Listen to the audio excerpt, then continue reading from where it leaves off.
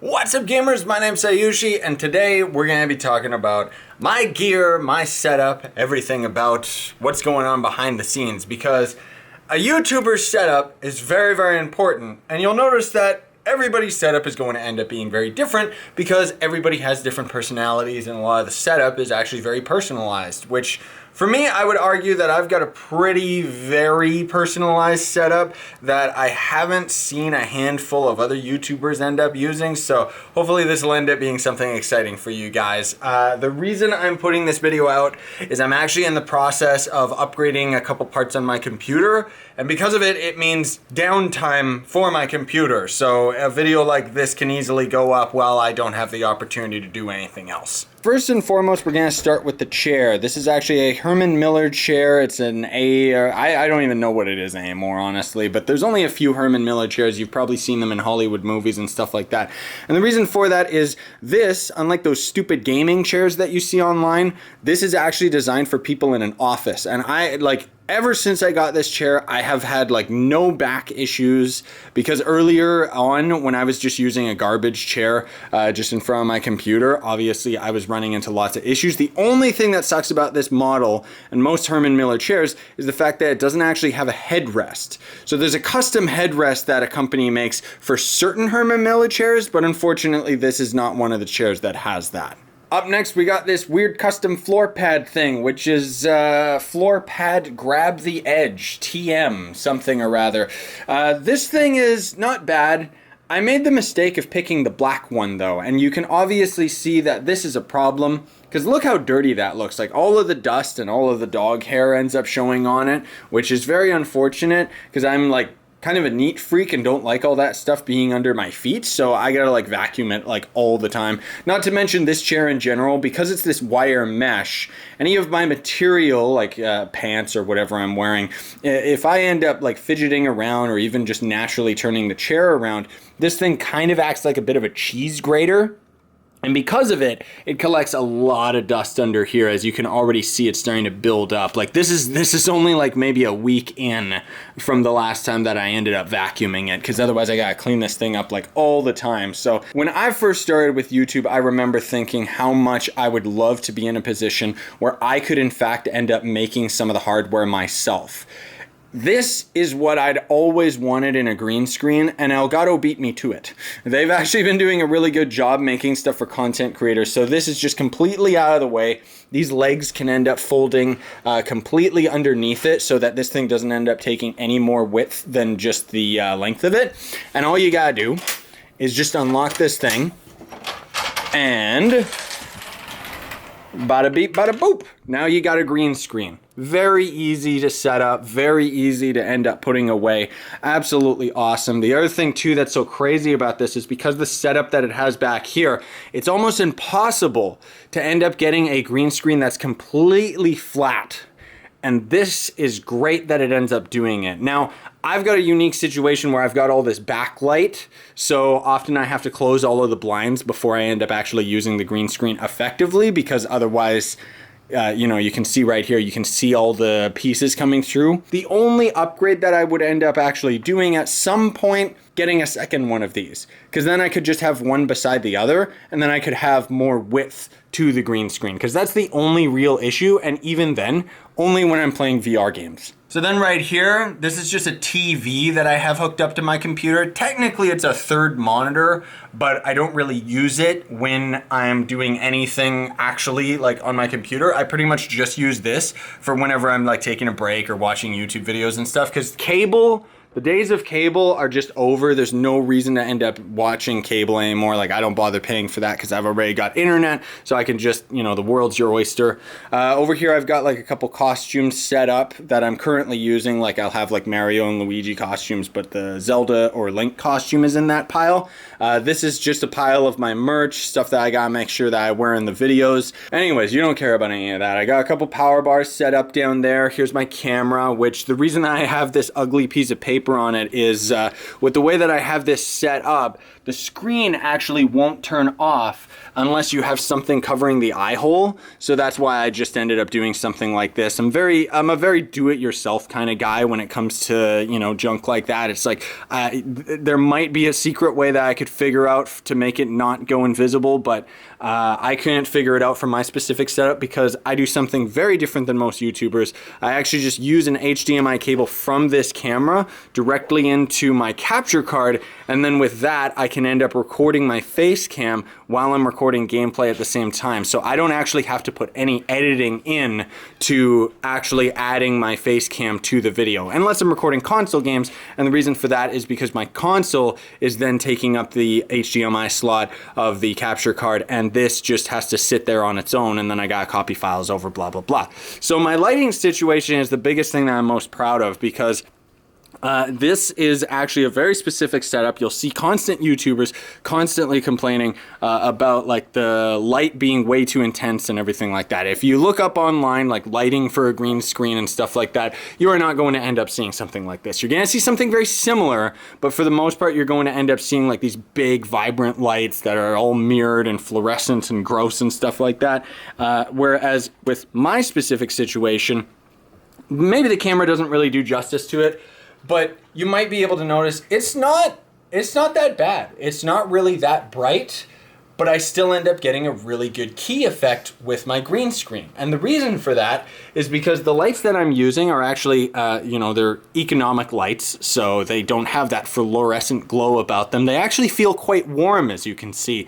Kind of have a little bit of a yellow tint to them, which obviously doesn't really make much of a difference in the videos or anything like that. But then on top of it, the biggest thing that you'll end up finding with a lot of these lights that you could find for a setup for content creators and stuff like that, and just taking photos, whatever, is anything that ends up dimming the lights will end up usually just being like a very thin white material. I just put a piece of paper over it because I find these lights to be too bright, even with them being fairly dim compared to the setup of most other YouTubers. So that's all I do. This is the one that I use for my face, and this is all I've got. Like, I got this light and that light, and then otherwise it's just my computer screens. And I mean, you guys have seen in my videos, my green screen is fine. This is actually my more recent monitor that I got. It's actually a curved one. It's absolutely beautiful. As soon as I saw this thing, I was like, I must have this in my life. It's so crisp, such a beautiful picture, and I love the fact that it curves, you know, like that's something that obviously it's not going to end up being that good for some people's setup, but I just love it, man. Like, it looks so good, and because of the way that it's set up, like, look how much bigger it looks than that monitor, even though that one is actually a 4K monitor, whereas this is a 1440 monitor. But the way that they're set up, this one is just like, look at it. It looks so much bigger, if not being actually bigger. It's just got that fold in it that kind of tricks the eye, right? So with this being a 1440 monitor and this being a 4K monitor, I actually bumped up my actual resolution to 1440 because the monitor that I was using originally I had my 4K monitor as my main, and I had another monitor in its place, but that one only went up to 1080p. So I tried to have the consistency of 1080p on both monitors, which means that my 4K monitor was downscaled, and thus it didn't really look that good.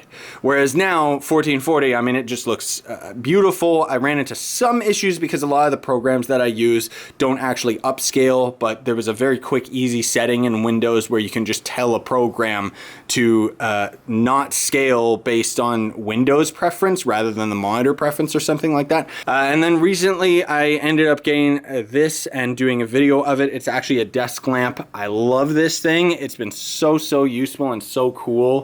I'll try to remember to put a link in the description to the original review video I had of that. But this thing's actually really good. It's really quality as well. I thought that it would end up just being some cheap product because they ended up actually sending me that for free so I could do a review video, and oh my gosh, it's A+, man. I love that thing. This is an old crummy Logitech webcam, which you've probably seen these like in Walmart and stuff, and more importantly, these are usually mentioned when content creators are looking for face cams.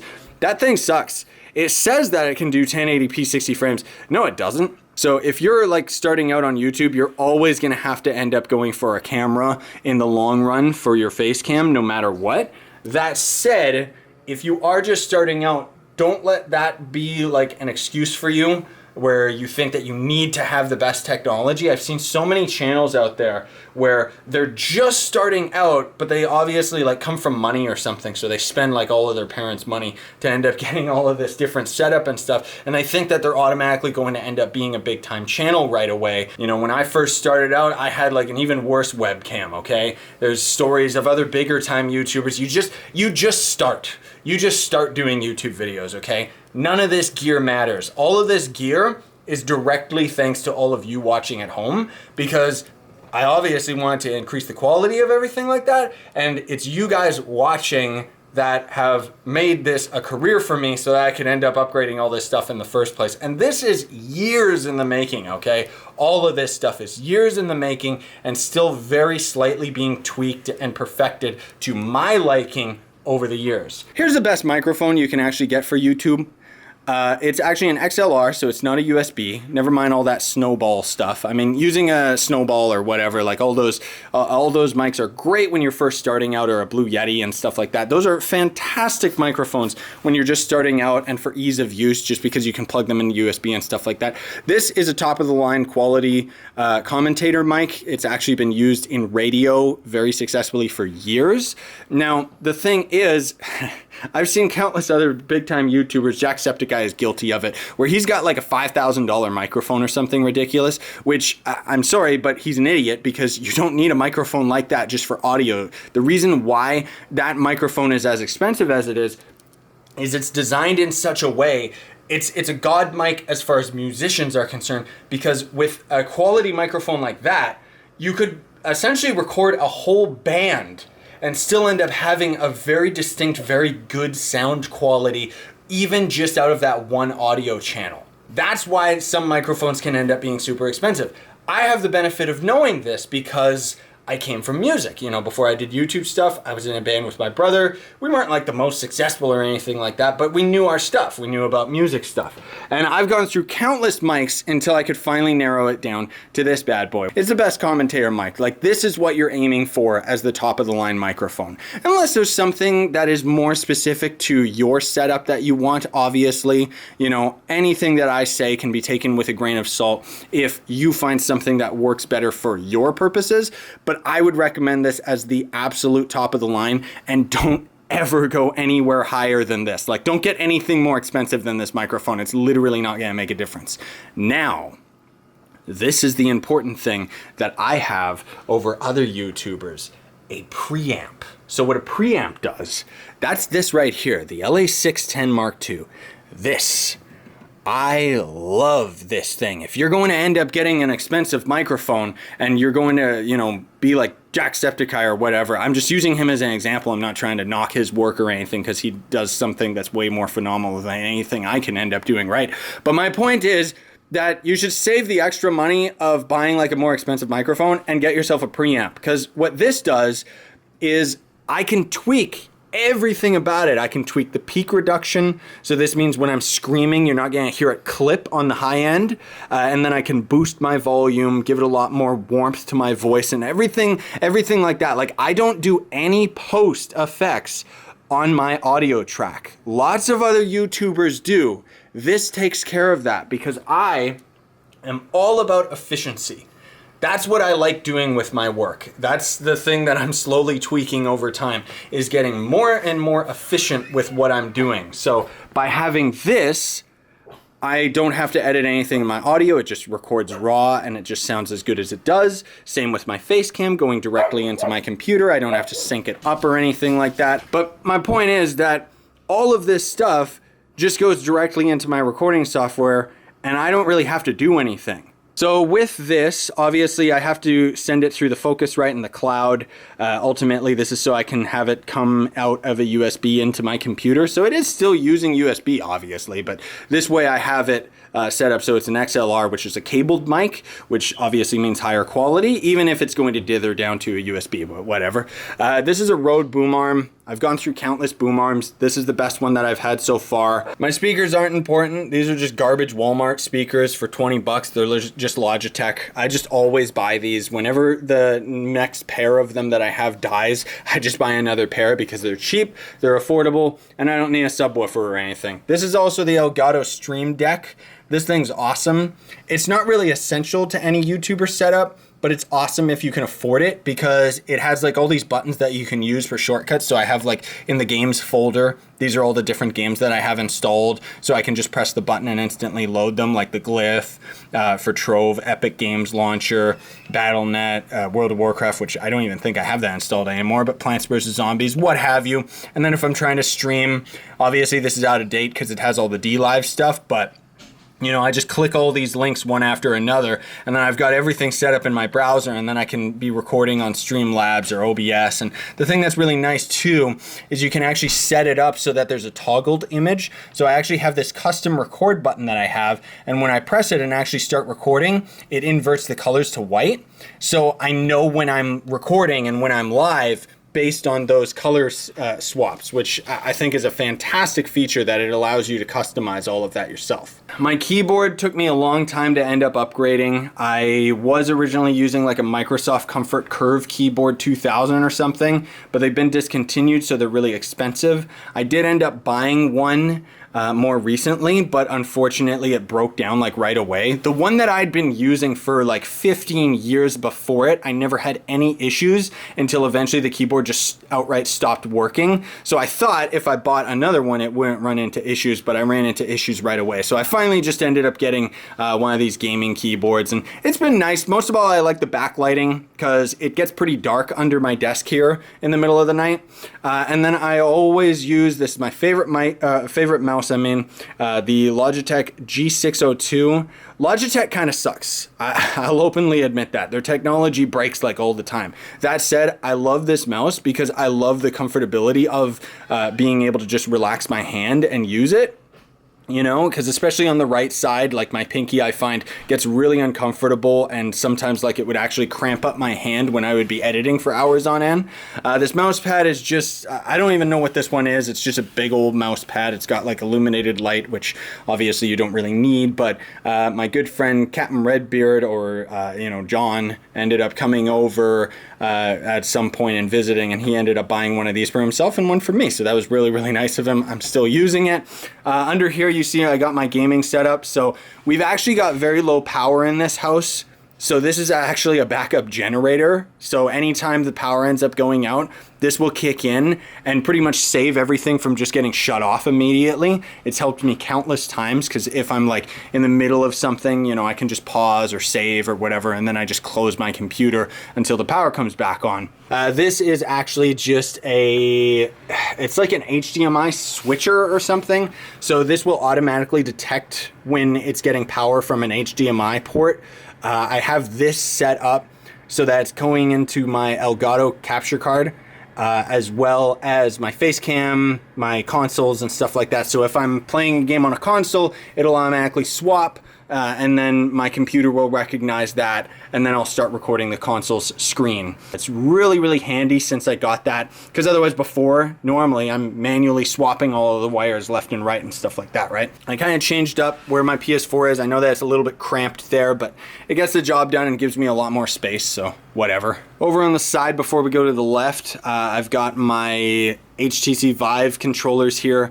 I did a review of this thing. It's like a controller holder, as well as these goofy looking things that make the controllers way bigger, but it kind of is like a shock resistant. So I've dropped the controllers, or I can smack them and they just don't shatter like so many other people's do because of all this stuff. So it's really handy.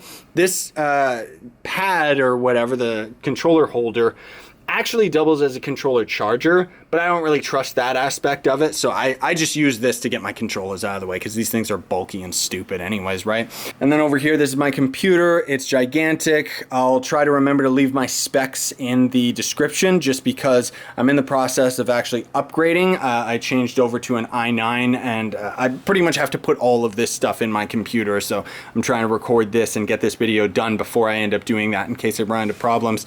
This is a Logitech gaming headset. It's wireless. That's why I liked it and that's why I got it. But as I said, Logitech sucks. So this thing's really comfortable and nice. Most of all the cones cut my ears in such a way that it's very, very comfortable because of all my piercings. I find that any headsets that press up against my ears are really, really uncomfortable after a few hours of use. But the thing that sucks about these is the power button is actually right there, right in the center of the screen, right?